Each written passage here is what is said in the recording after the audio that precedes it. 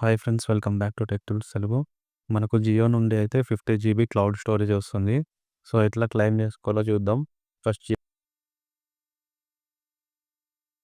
Jio app open చేసిన తర్వాత ఇట్లా స్క్రోల్ చేస్తుంటే ఇక్కడ జియో క్లౌడ్ ఉంది చూడండి. సో జియో క్లౌడ్లో 50 GB free storage. So claim 50 GB ఇట్లా వస్తుంది. Next continue. సో ఇది పర్మిషన్ ఇవ్వండి.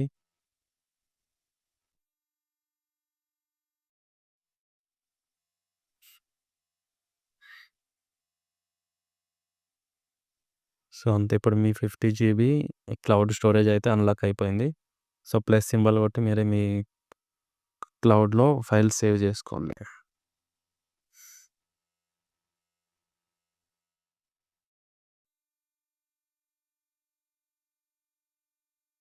సో తొందర అయితే క్లెయిమ్ చేసుకోండి.